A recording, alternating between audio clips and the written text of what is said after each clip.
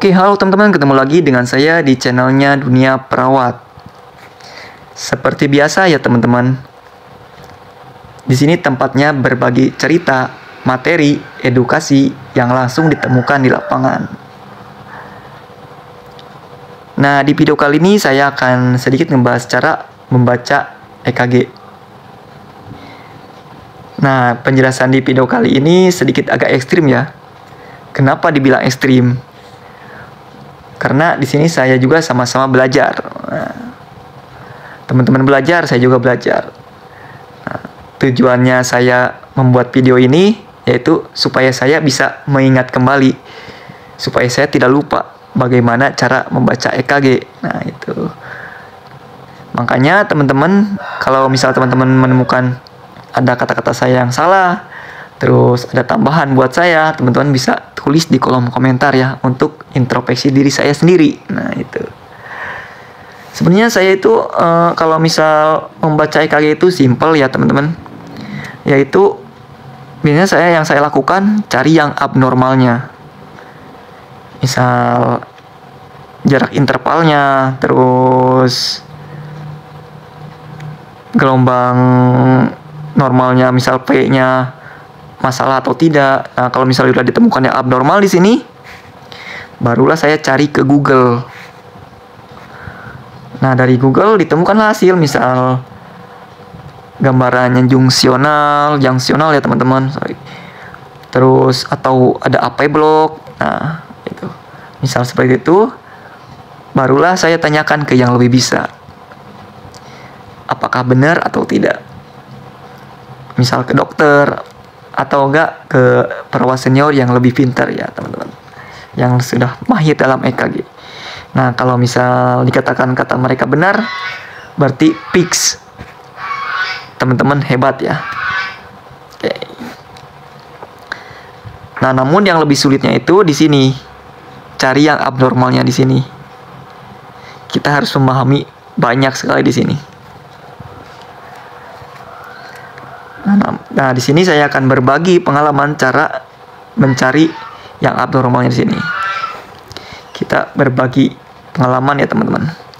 Biasanya cara saya untuk mencari yang abnormalnya ini, saya memahami dulu. Yang pertama yang saya pahami itu, saya memahami kotak-kotak ini, kotak kecil sama kotak besar. Kenapa kita harus memahami kotak-kotak ini? Karena di sini nanti teman-teman akan menemukan jarak dan waktu. Misal teman-teman menemukan nadinya berapa, apakah cepat atau tidak, terus interval P ke R-nya berapa jaraknya. Kalau teman-teman menemukan yang abnormal, nah, itu berpengaruh sekali hasilnya bagaimana. Nah, nanti kalau misal ini barulah, kalau sudah menemukan yang abnormal, barulah cari ke Google kayak gitu. Terus yang pertama sudah selesai nih, udah memahami kotak-kotak kecil ini, barulah lari ke gelombang PQRST. Kita pahami ukuran normalnya gimana, lebarnya berapa normalnya, bentuknya normalnya gimana. Kalau sudah mengenal normal ini, bentuknya gimana, ukurannya gimana, bentuk normalnya gimana. Nah, kalau sudah ditemukan yang abnormal, nah itu kan berpengaruh sekali ya teman-teman. Misal contohnya gelombang P-nya kebalik, itu kan abnormal, berarti nanti hasilnya gimana. Nah, itu.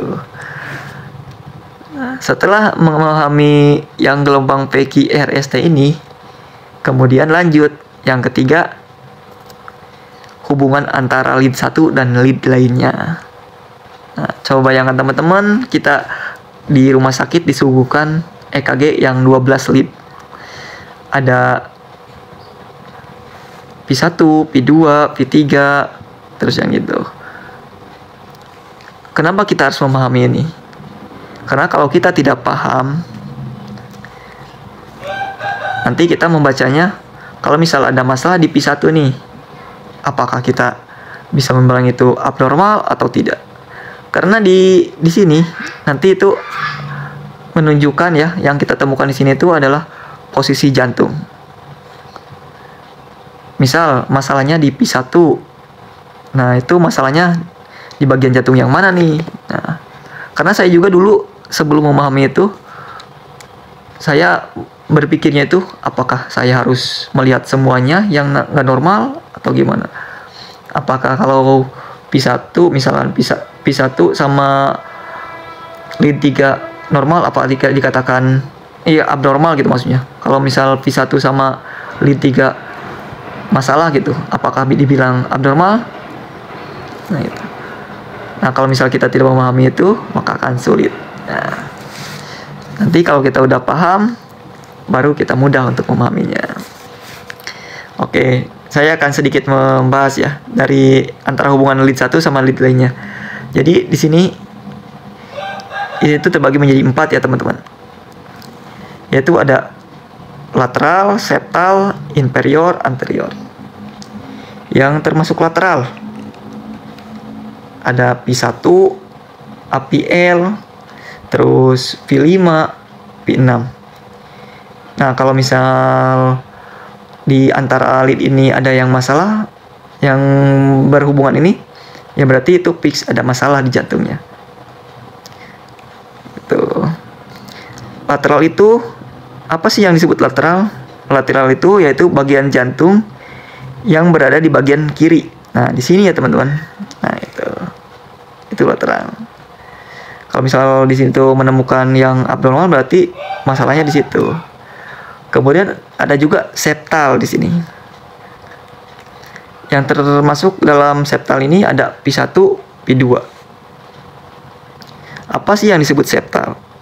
Septal itu adalah yaitu dinding otot yang berada di tengah-tengah antara jantung kiri sama jantung kanan.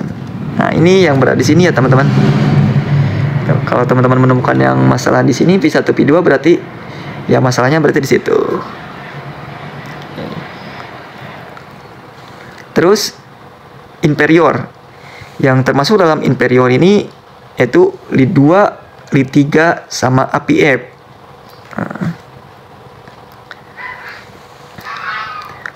Apa sih inferior? Inferior itu adalah jantung bagian bawah.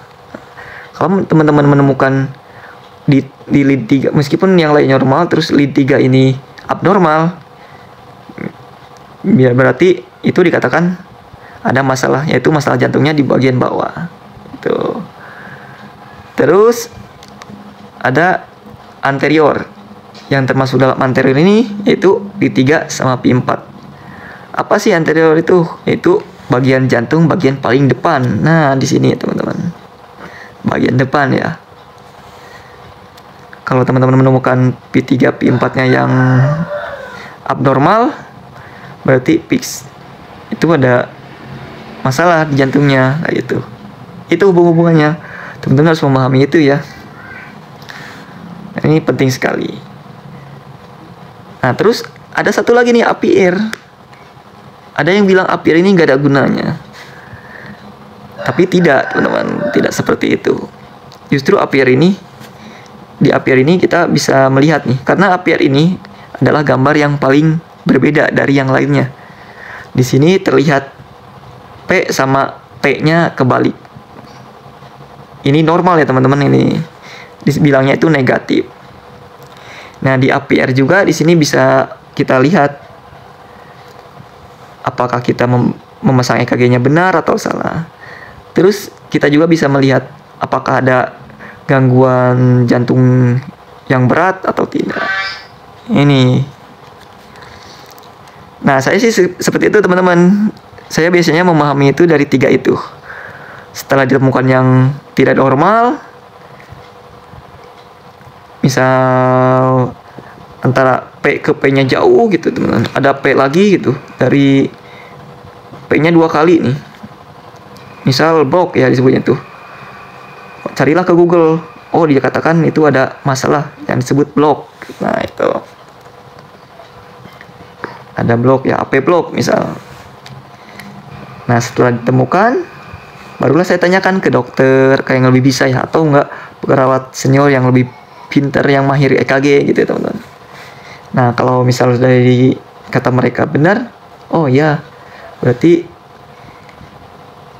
benar, kita juga berarti oh bisa kita membaca EKG. Nah itu lihat teman-teman, bagaimana cara saya membaca EKG. Oke teman-teman, sedikitnya semoga bermanfaat ya yang saya jelaskan tadi. Jangan lupa di subscribe ya, dan jangan lupa juga ditulis untuk masukannya di kolom komentar. Terima kasih, bye bye.